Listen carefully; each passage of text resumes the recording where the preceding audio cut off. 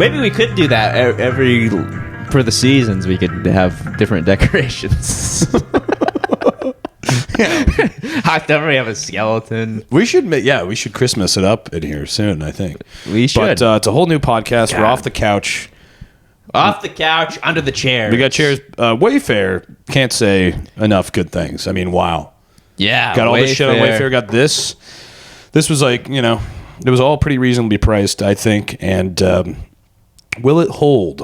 I don't know. That is the question. Now, do you remember during the pandemic when people online accused Wayfair of selling children? Well, yeah, okay. It was a weird time for everyone. And so, yeah, I mean, you're selling mid-century modern furniture that is durable, looks nice at a cheap and effective price. A couple kids are going to get in the mix. A couple kids are going to get... I mean, during the pandemic, business was down. They had to find a way to make money. And they decided to get into child trafficking. This is down. Can't fault them for that. You can't fault them for that. It was a hard time. People took the drastic measures. You're locked in.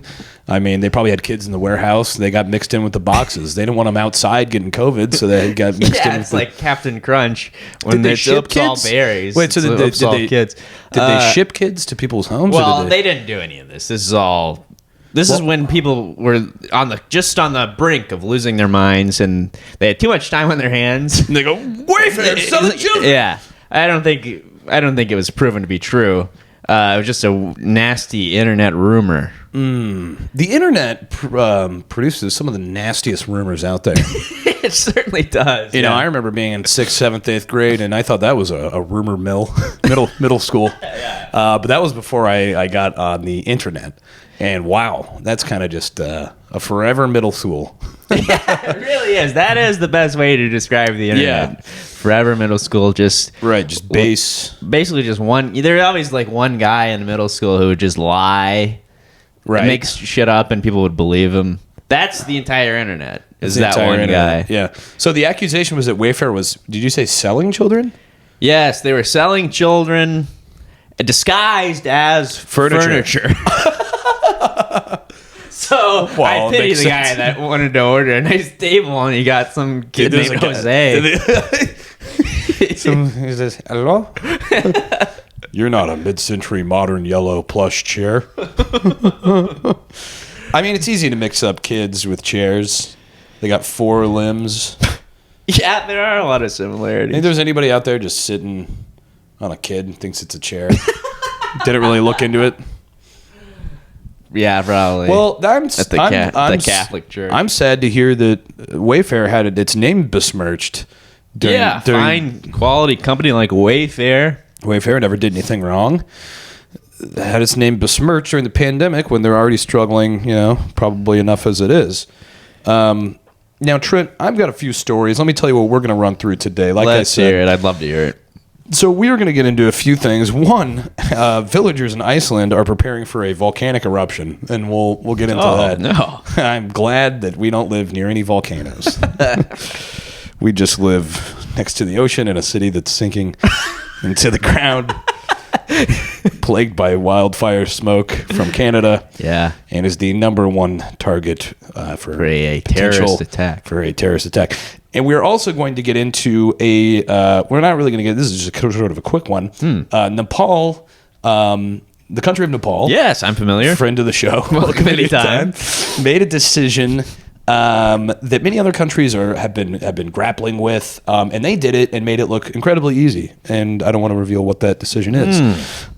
We're also going to talk about pet psychics. Wow. Yeah, so we know someone who's used a pet psychic, not to be named. Oh, really? Yeah, but it's a huge trend, and people are paying a lot of money to communicate with their dogs. Sure. We're also going to hear from our friends at Salt and Pepper. Oh, again. Boy. It's been a while since we had a visit from Salt and Pepper and Salt, Pepper and Salt, yeah, excuse me, that'll never happen again. You just had that upside down. Yeah, I had it upside down, so I read Salt and Pepper.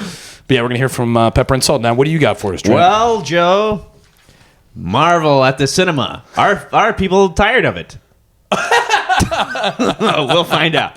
It sounds like, can you imagine if it was like, nope, they're not. The fluff piece for tomorrow. People still love it. And Oregonians or Oregonians. I believe it's Oregonians. Mm-hmm. They people from Oregon. Oregon. I say Oregon. Iron Man. People from Oregon, they decriminalized drugs that may have backfired. and Who'd have thought? And our Oreos skipping on the cream. Thank you. And our final story. Our final story. Stick around for that. You will not want to tune out early for this one. I've noticed that. I had a box of double stuffs when I was home with the family recently, with my brothers and everything, and we're on a little vacation. We're ripping open, and I'm like, this looks like a single stuff. It's a major scandal. Yeah, those fucking sons of bitches. Yeah, so stay tuned. Well, this is from I'm going to kick us off here. This is from the Wall Street Journal, Trent. Okay. Villagers in Iceland prepare for a volcanic eruption. Wow. Residents of an Icelandic fishing town under threat from a volcanic eruption were allowed back into their homes quickly to quickly collect pets and valuables as tremors continued to rock a peninsula jutting into the North Atlantic, reviving memories of the 2010 eruption. Oh man, of the We're all familiar with the 2010 eruption. I can do it. Eyjafjallajökull volcano. Oh, sure. And the disruption it caused the global aviation industry. Oh. Grindavik's 3,400 people were evacuated Saturday after seismologists detected a 9-mile-long underground corridor of semi-molten rock moving beneath the town toward nearby, Jesus Christ, Fajralskalfjall volcano. Sure. About 30 miles southwest of the capital city. They're Reykjavik. Reykjavik. It is Reykjavik. Yes, I know. By midday Monday, 30,000 earthquakes had been recorded over the last 3 weeks, and the aviation alert was raised to orange to indicate heightened risk of an eruption. In the most disruptive cases, volcanoes can send tons of ash high into the atmosphere, where it can cause jet engines to fail and hinder navigation. Wow. In 2010, 100,000 transatlantic flights were canceled over a week because of the eruption, costing the industry roughly $2 billion. They say that's the most disruptive thing that could happen with a volcano, besides your town getting destroyed and you dying. Yeah. They seem to be mostly concerned about the airline industries in this article. Well, sure. It is the Wall Street Journal. Won't someone think of the airline industries?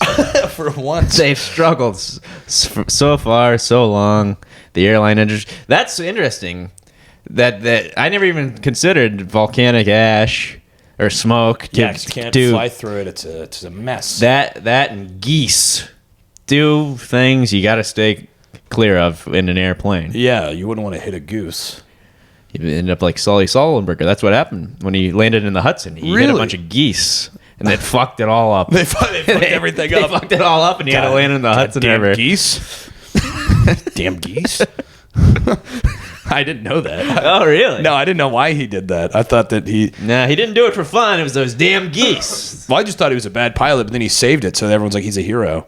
But no, he was a good guy. Great guy, friend of the show. Welcome anytime. Captain Sully Sullenberger. Sully Sullenberger. Solemn Sullys. How many Sullys can you squeak into one name? Maniac. Scientists said a repeat of the, as aforementioned, previous volcano-style eruption is unlikely, and the lava would probably ooze to the surface unless there is an undersea eruption that could cause superheated steam to send ash and other debris into a larger blast. Quote, first of all, there isn't an ice cap on top, and it's not a stratovolcano, so it wouldn't be an explosive blast of volcanic ash into the atmosphere. Matthew Roberts, the managing director of research at Iceland's meteorological office, told the BBC, quote, this would be a lava-producing volcanic eruption along a series of fissures that would be the main hazard. That is of little comfort to the inhabitants of Grindavik. Yeah. However, some of whom fear their town would be cut off or destroyed by tons of slow-moving lava. But the airlines will fly right over that. So it should be no problem for any of the transatlantic airlines. Wow. Yeah, Iceland lies between Eurasia and North America and tectonic plates, which are slowly pulling apart, making the region a hotbed of seismic activity. Wow. Yeah. That's wild. So the good news is if you're planning to fly to Europe, if you're planning to fly across the ocean, it's going to be clear skies, baby. Okay. And the captain's going to come on the intercom and says, if you look to your left, you'll see the town of Glandavik, completely covered in molten lava. Wave till you see them flee. Yeah. Look at them run. Look at them run. Wow. Yeah. It's like Pompeii. Yeah, Pompeii. Which, by the way, Pompeii, famous volcano, maybe the most famous volcanic eruption of all For time. now. For now. Until this. Yeah, that is true. That can always be outdone. Yeah. Right when you think you're the coolest, someone else comes around. They think they have that covered, the Pompeii, the citizens of Pompeii. Right. So They think this will never be topped. No. So Don't count your chickens just yet. don't count your chickens just yet. They might be covered in a new molten ash. Now, we all knew and have seen the pictures of the people in Pompeii frozen. Yeah. Things like that. The man ash, jacking off. and the guy jacking off, whatever it is, and the Yeah. people cowering together.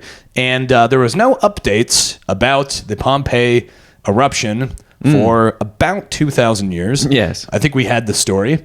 But in 2017, an article came out, and when they realized they did some DNA testing of the two people cowering, which they had thought was a man and wife cowering together, and they realized that it was actually two men cowering together in this room. They weren't like fully embraced; they were kind of like half embracing or whatever. Yeah. Now, and then an article came out speculating, were they gay lovers? In 2017, Wow. that this article says, well, they may have been gay lovers. Yeah. Could you imagine dying in a volcano? You're there with your best friend, Chuck. Right. You go, oh my God, Chuck, this is it. This is it. This is it. They Yeah. cover it. You're trying to the save windows each blow other. open Yeah. and fucking hot ash flies in and you Yeah. cower together and you get stuck there forever. And then 2,000 years later, they go, these guys are kind of gay.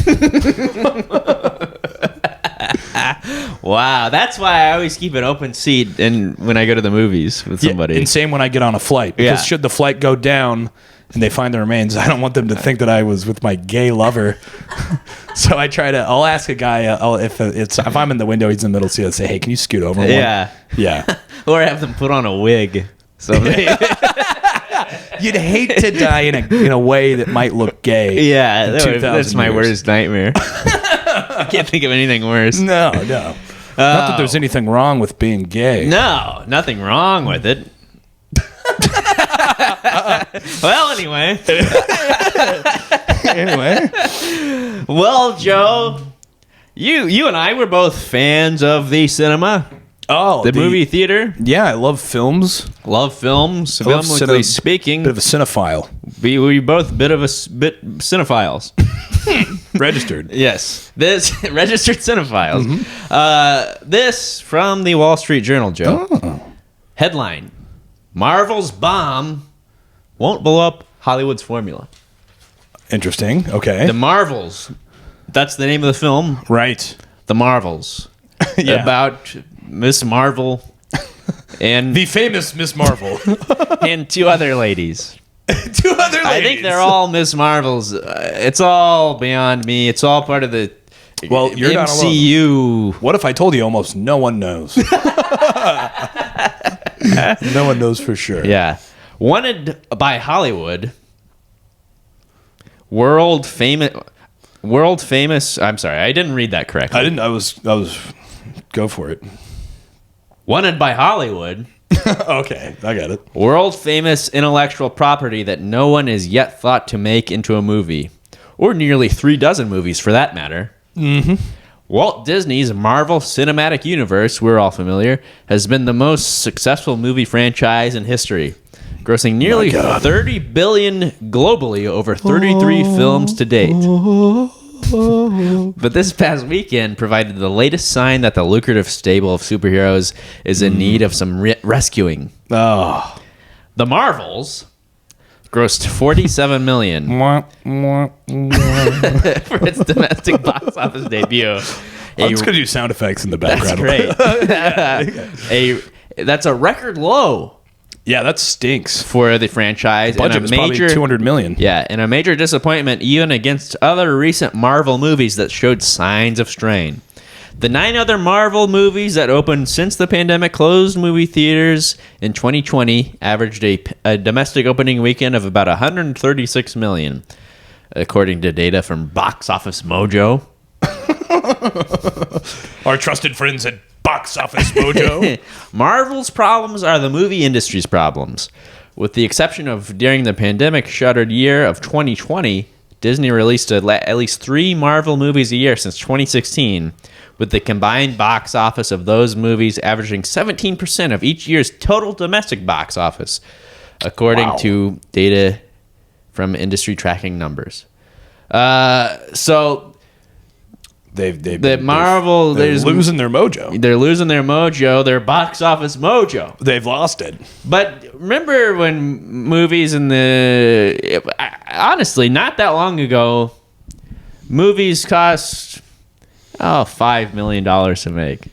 Right. Now every movie costs $500 million. Right. There's no reason for that. Yeah, I mean, they said Killers of the Flower Moon cost $200 million to make, and I'm watching it, and I'm like, I don't understand. Yeah. Besides, is it just to pay Leonardo DiCaprio and Robert De Niro? Because besides the old cars, right, you could build that town for nothing, probably. And yeah. Where do they find a way to spend that money? I don't know. It should be looked into. Because there's no way movies should cost more to make now than 100 years ago. Because it's all digital. It's right. It's nothing. It used to be all film, reels and reels, miles of film. Now it's all on a fucking flash drive. There's no way things should be more expensive. I know. You have to hire 6 animators and pay them each $100,000. Yeah. There's your movie. Yeah, exactly. And then every movie costs $500 million to make, and then you have to make $1 billion to break even with promoting it and stuff. It's really kind of it doesn't make sense. You think it would cost way more back in the day? They had all the film, all the reels. They had to take a fucking train and put everybody on it to get out to the place and put everybody up and it was just a huge racket. Yeah, they barely even knew what they were doing. Right, and they had to pay a guy to do this. Yeah, for hours upon end. But all the movie stars probably made $22,000. Right. Yeah. And now they're I need to make $50 million for this movie. Yeah. Well, if you ask me, Joe, something doesn't add up in Hollywood. I agree. Marvel is hardly the only established once bankable movie property looking tapped out. Oh. Paramount's latest Mission Impossible sequel, released in July, generated the worst global box office in that franchise's history, once adjusted for inflation. It's almost like the 16th installment in something isn't interesting. Well, who'd have guessed? Yeah. See, so that's we're scratching our heads. We just can't figure it out. That's kind of what this article is about. Maybe people are maybe they want original. We crave novelty. Yeah. It seems to be a problematic trend for an industry still trying to find its footing after the pandemic. But this year also has shown that moviegoers are willing to turn out in droves, especially for something new.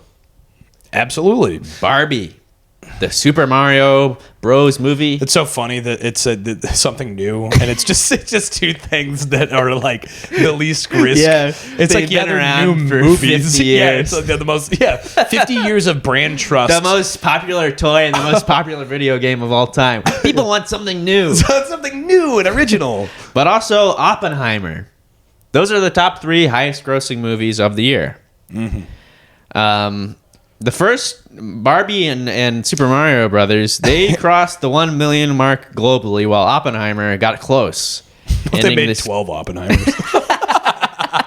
Yeah, it's like Rocky, where the first movie is realistic, and then the next 3 he's a superhero. Yeah, and then they do the Oppenheimers. It's a multi-dimensional Miss Oppenheimer. Well, I'm waiting for a female Oppenheimer.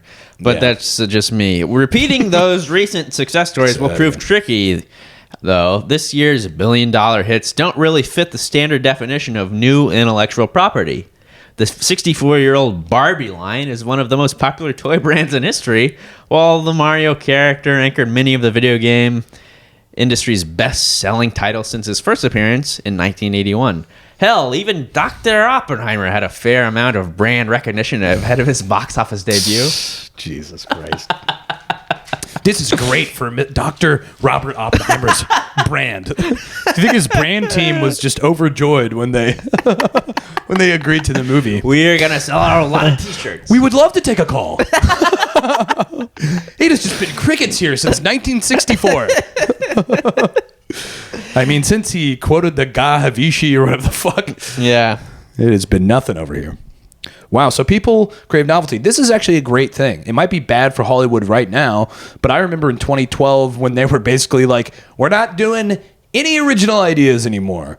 We're gonna make every superhero IP you've ever heard of. We're gonna do only sequels. Yeah, only sequels from now on. Like they came out like the big industries and were like just sequels, and it sucks. Yeah, it sucks. But now they've got new movies, new ideas to make sequels about. That will only be directed by the people who did, the Marvel movies. I'm sure there'll be a Barbie 2, Super Mario Brothers. Brothers. But Nintendo, this is the last paragraph. Nintendo, they're making they said, hey, the Super Mario movies did great.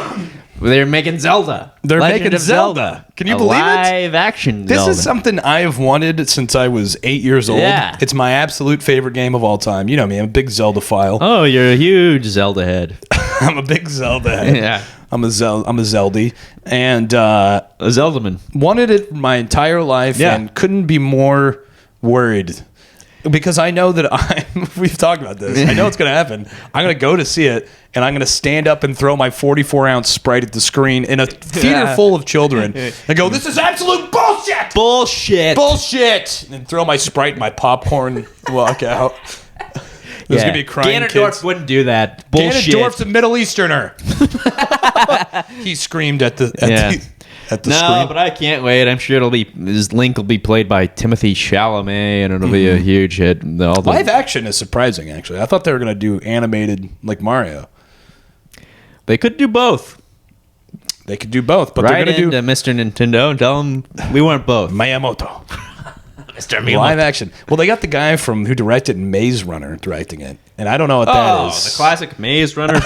He's also franchise? directing Planet of the Apes Kingdom. Really? I haven't seen any of the new Planet of the Apes. I saw one like 10 years ago. It wasn't bad. I like the first one, the original. God damn you. I just love original movies. Yep.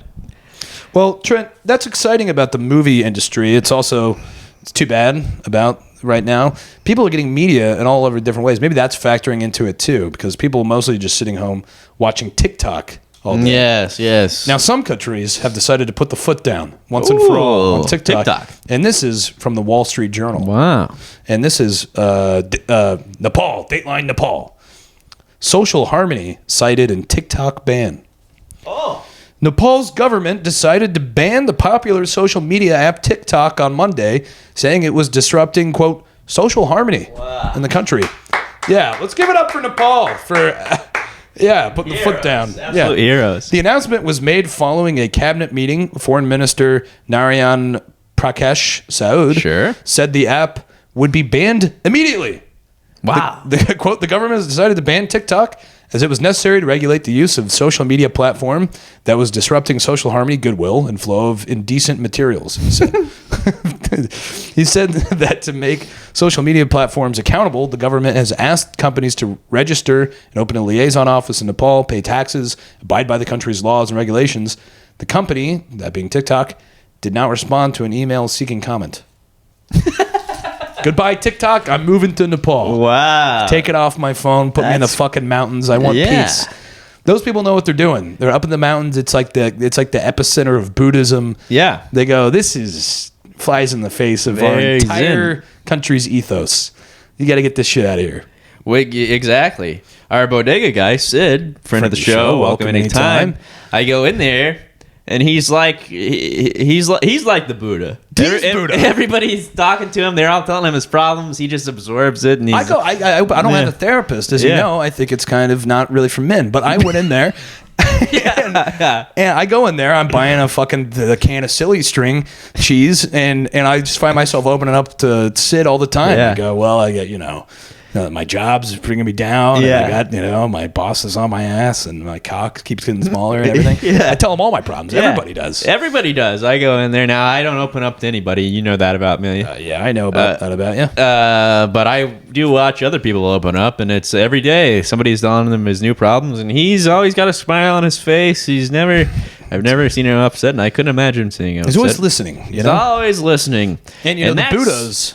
Yes, go ahead. Sorry, the Buddha's real name, Siddhartha. That's true. I never thought about that. Yeah, he might be. Wow, he could be. The Buddha incarnate. If you're looking for Buddha, he's right around the corner. Around the corner. Go to Sunnyside, New York. Wow, that's wild. But good for Nepal. I hope every country follows their lead.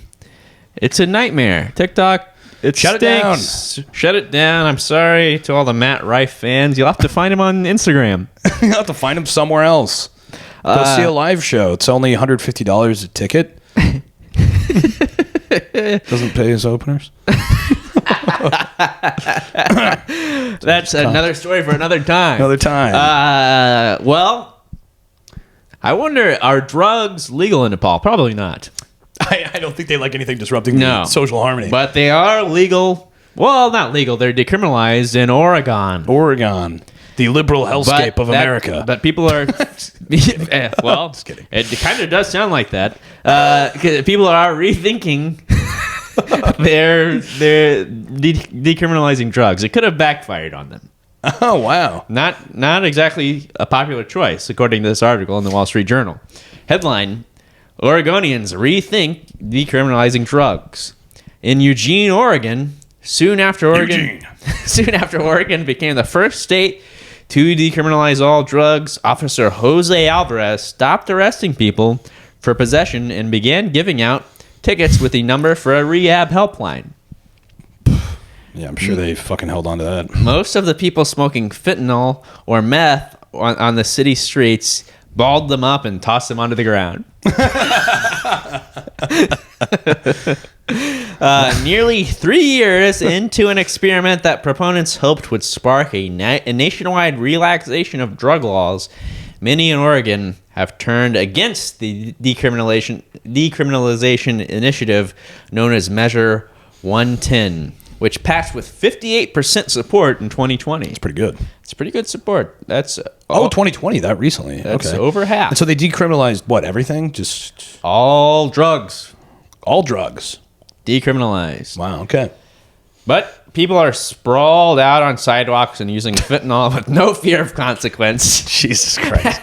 And they have become a common sight in cities such as Eugene and Portland.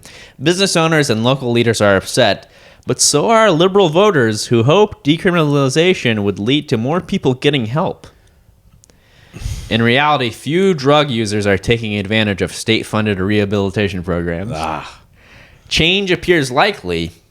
A coalition of city officials, police chiefs, and district attorneys recently called on the state legislature to recriminalize hard drugs.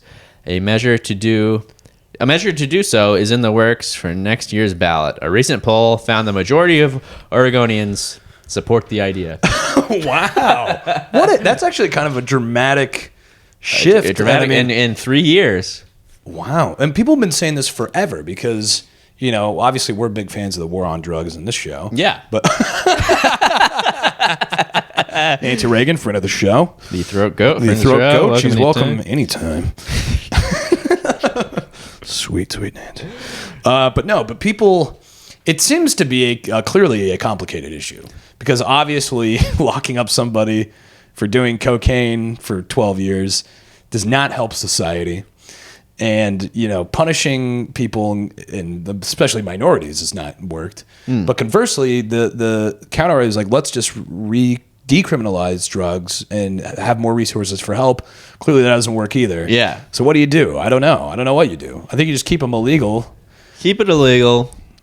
Except for weed. People should smoke weed. People smoke weed, yeah. They say they're gonna weed. They throw that out the window. That's here to stay. Yeah, weed's here to stay. Here's what I think. Weed should be here to stay. The hard stuff they should make really illegal. I don't know if punishing people. Well, we're not here to solve problems. We just report the news. We just report the news. I'm trying to solve the drug problem. What am I talking about? I got no idea. We only have an hour on the pod, Jones. But it is wild. It didn't work. It didn't work. 58% supported it. Now a majority say, no, we were wrong. Forgive us. I do think that, I'll tell you this much. I do think that making things illegal actually does decrease the amount of, because people always say like, oh, well, you can make guns illegal, but if somebody wants to shoot somebody, that's not going to stop them. Yeah. It's like, well, it kind of might. It really kind of might. It makes it harder. What people fail to realize is most people are lazy. Right. So making things illegal deters a lot of people. Right. Because most people are lazy bums, It's losers. not going to deter the 0.1% of people who are hell-bent on something, sure. Yeah. But you're taking out like a good 30% probably chunk of people who go, if they legalized murder would go up. Oh, tenfold. I got some people in mind right now. The fundamental problem, according to law enforcement officers and researchers, is that the threat of jail time hasn't been replaced with a new incentive for people struggling with addiction to seek treatment. This is wild. Some 6,000 tickets have been issued for drug possession since decriminalization went into effect in 2021. But just 92 people have called and completed assessments needed to connect them to services, according to a nonprofit that helps operate the helpline. So 6,000 tickets were written.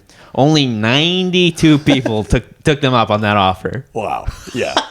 Well, you need an incentive. Maybe, and if they want to do a positive incentive, the problem with that is that if you're a drug addict, the number one thing you want is drugs. Yeah. So there's nothing you can be like, we'll give you a hot meal. If you go to rehab, you're like, I'll just do drugs. So what they should do is say, if you go and you complete the whole rehab program, we'll give you a lifetime supply of drugs.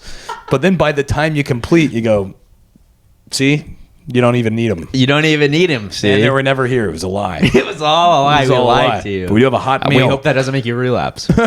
Being lied to. Being lied to. The only penalty for those who don't call the helpline is a $100 fine, which is rarely enforced. So let's see. Well, this is Oregon was the first state to decriminalize possession of marijuana in 1973. It's a long time ago. That's a long time ago. Taking the same pioneering approach to hard drugs in 2020 proved easy, as Measure 110 faced little organized opposition. Michelle Lowe, a 56-year-old bookstore clerk in Eugene, voted for it enthusiastically. Lowe's getting high. A Grateful Dead fan who has experimented with mind-altering substances, Lowe long supported liberalizing Oregon's drug laws to be more like those of the Netherlands.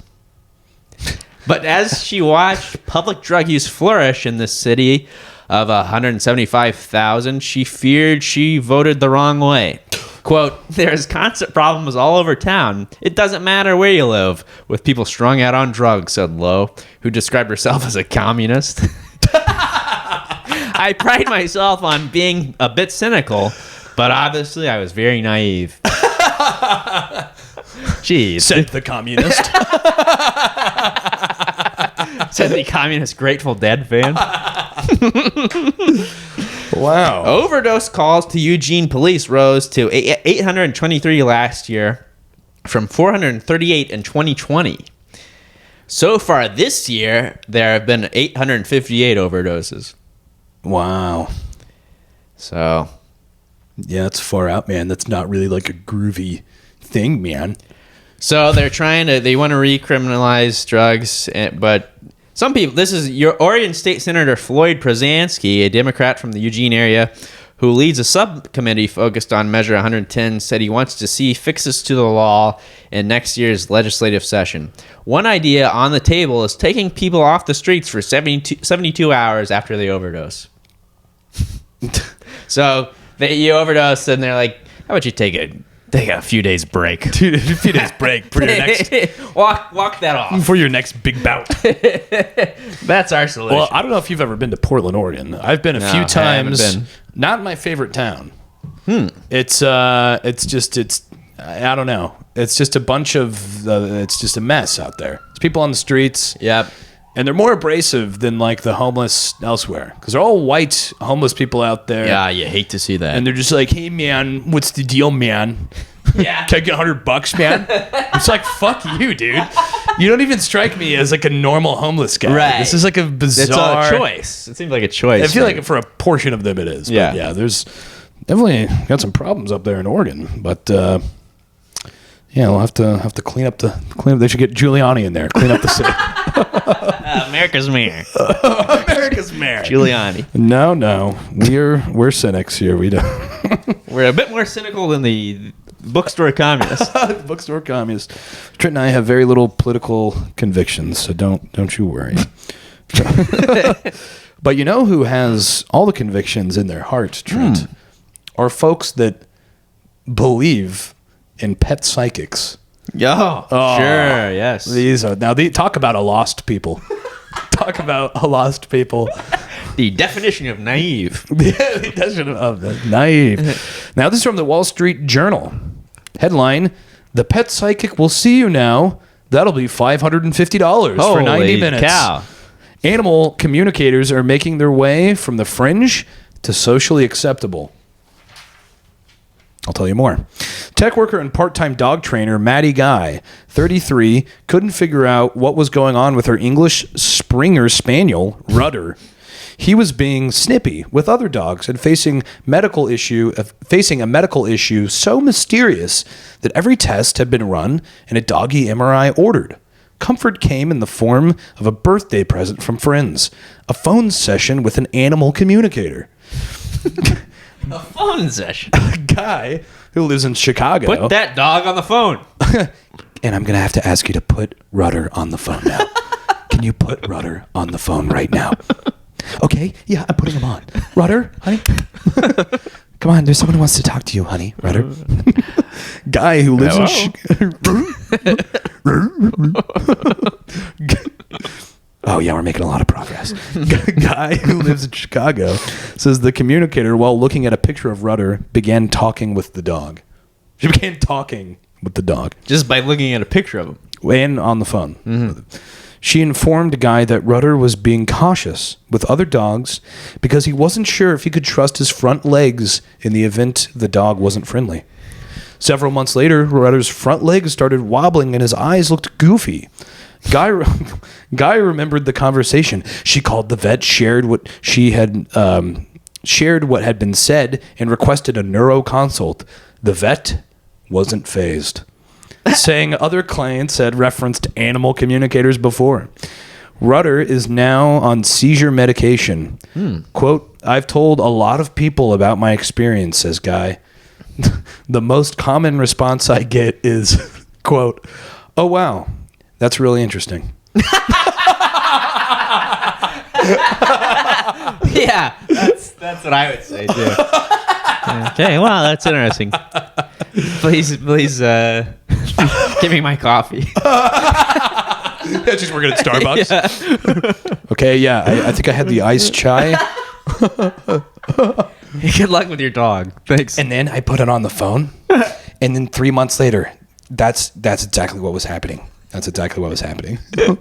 Well, Trent, pet psychics are making their way from the fringe to socially acceptable. Those who tell others about their experience with animal communicators say they are more likely to be asked for referrals than mocked. That's right. It is perhaps a natural progression in a world where the guinea pig spa service exists. About half of U.S. pet owners... I don't know. That's another story. The guinea pig spa. I thought it was up my ass.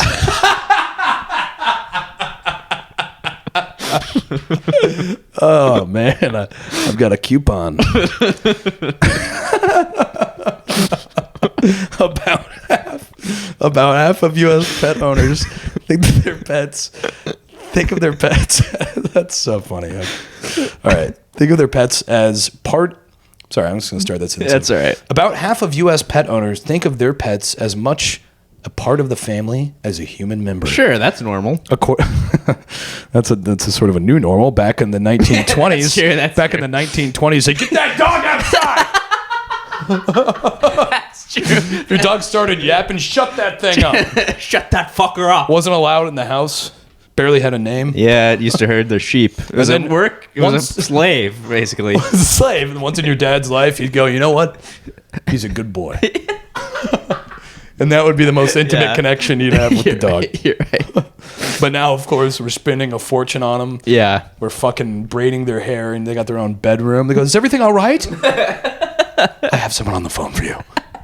Someone wants to talk to you, sweetie. It's your psychic. Even amid inflation, spending on pets continued to increase. In a 2022 YouGov survey, found that 67% of Americans said they have had a paranormal experience. Well, I don't know what that has to do with anything, but everyone's losing their fucking minds. Yeah, it's a wild world out there. Now, this is my favorite example of this. Nikki Viscones, former lawyer, Nikki Viscones, a former lawyer, started working as an animal communicator 4 years ago. Early in her career, a video she made about a session with a dog named Albie went viral. Well, I'll be. He's on, baby. He's on a roll. Trent's cooking. The dog told her he didn't like his nickname. Oh my God. She says he didn't specify what it was, only that it made people think he was large and overweight. What? Quote, those were his exact words, she says. Quote, I later found out his nickname was Big Al. Big Al.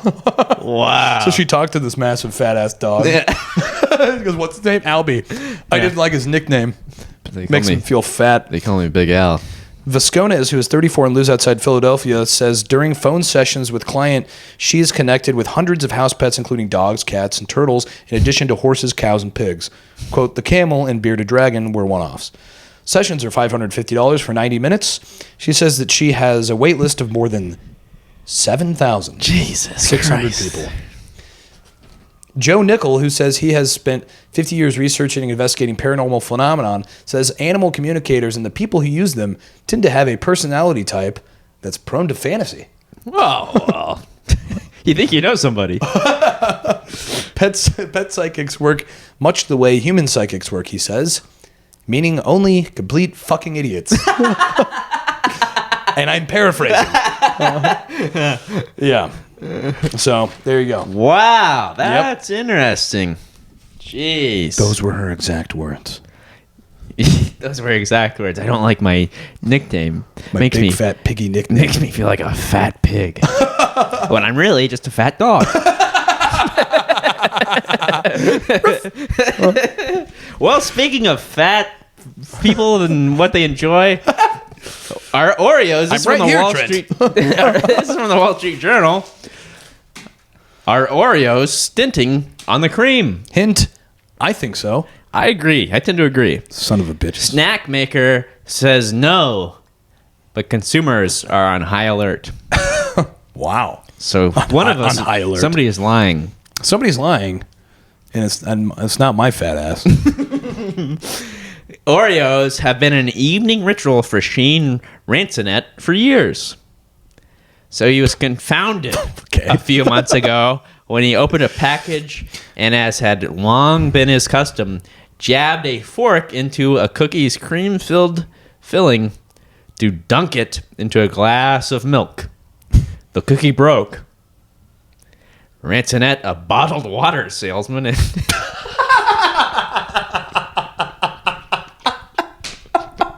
That's not a real job. That's not a real job. He's a traveling bottled water salesman. Goes door to door. A dust collector.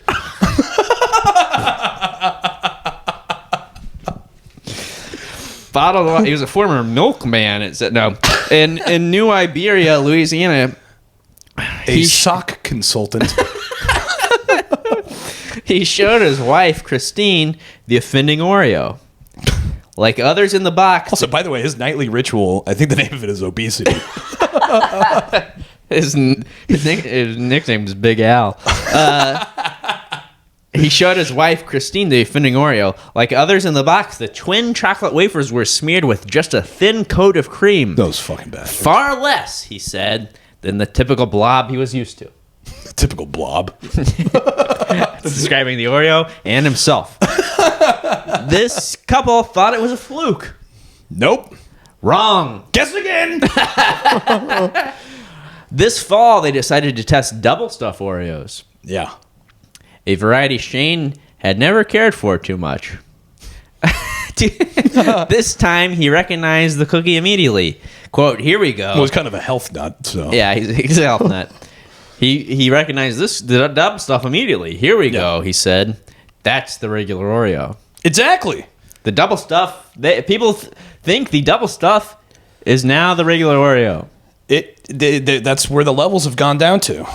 And it's all leading up to them probably coming out with a quadruple stuffed, which is just an old double stuffed. Old double stuff. And so on and so forth. Sick.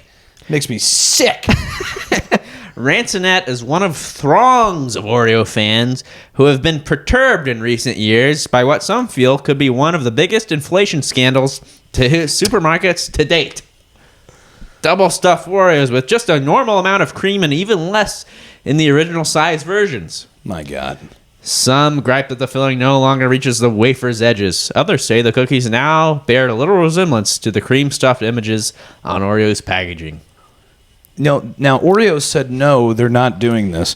But do you think as we speak, they're like burning files and deleting emails? Yeah, exactly. It's like Succession. Breaking hard drives. When the FDIC raided whatever in the building.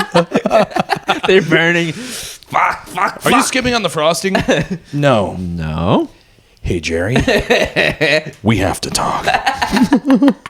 Meeting in a parking garage. Yeah. Oreos made by snack giant Mondelez have long attracted a devout following, making them the world's best-selling cookie more than a century since their creation.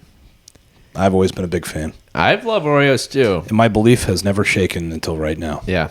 Now, suspicion over subtle changes has prompted some devotees to protest what they believe is the latest cookie conspiracy.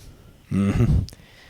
Beverly Cooper, 60, of Lincoln, Nebraska, said she and her husband have withstood changes to many of their favorite foods recently, from cereal to ice cream, but finding what appeared to be a downsized dusting of cream in their double stuffed Oreos last month was the last straw. Quote, the husband went on a killing rampage. This is it. Get my gun. Massacring 18 in Maine. It's easy. It's the last, quote, it's a sign of the times, Cooper said.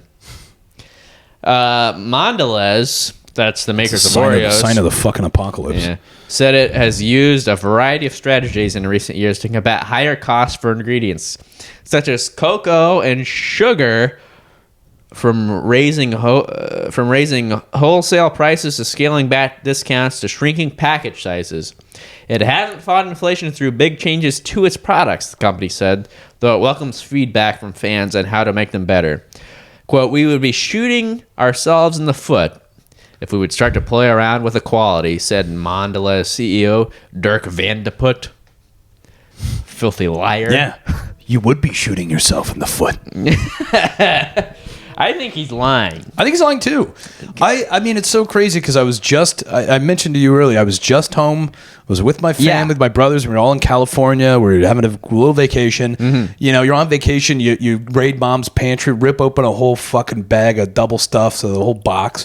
I pull one out and I go, what the fuck is this? It says double stuff on the outside. This is a regular Oreo. Yeah. It was. I had never seen anything like it. Oh, it's sickening. It's utterly vile. That's the thing. Everything is like that. Everything when we were kids, everything was better. Grass was greener. Yeah, and it sounds like you're being nostalgic, but it's really not. It's the truth. They would say that in the past, and it was nostalgia. And now it's actually real. Yeah. Right. Because all the packages, everything is smaller than it used to be. You know, there's another huge culprit that's very similar to this, and there was a story about this a couple of years back. Pop-Tarts. Pop-Tarts. Skimping on the frosting. When's the last time you had a Pop-Tart? You notice the crust is like half the Pop-Tart now. Yeah. There's like a thin strip of frosting in the middle. And you go, what the fuck is this? Really? Did you ever do this? It's a fucking Frisbee. Might as well chuck it into the fucking park. Fucking homeless guy in a bird fight over it. I would break the edges off and toss those out and just get the I would break thing that's covered the with edges icing. off and flush them down the fucking toilet. Now the whole thing's edge. Oreos. Just about snort the frosting off it. Oreos have undergone changes in the 111 years since their origin. Nabisco, now owned by Mondelez, removed lard and added vegetable oil in the 1990s, making the cookies kosher. That was their first mistake. That was the first mistake, yes. And in the 2000s, Nabisco's then owner Kraft Foods removed trans fats from Oreos, which involved reformulating the cream. Another mistake. Everything Critical trans mistake. Fats, people didn't realize they make everything taste better. They make everything taste better. Yeah. I'd rather things taste better than be healthy. If you can't make Oreos healthy, that's not the point. Well, beyond that, I'm an ally. I'm pro-trans all the way. We're pro-trans. This is a pro-trans podcast, despite what you may have heard. Despite what you may have heard, this is pro-trans. And it starts Despite the with trans last fat. 11 episodes. But everything, like Subway, they took out the stuff that was in the yoga mats. Now the bread sucks. Put it back in. Yeah, get Jared back. Yeah, get Jared. Yeah. Lynn, that's something we can all agree on. Jared back. Hey, here's my thing, and I don't think this is unreasonable. I don't think anything should ever change. Yeah, I agree 100%. Yeah. So, I don't like it when anything changes, and I think everything should stay the same It forever. stinks.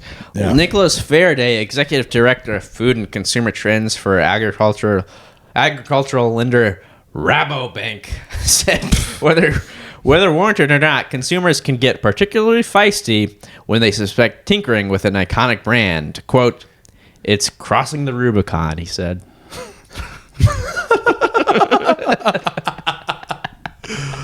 Oh, wow. So much like Julius Caesar before them.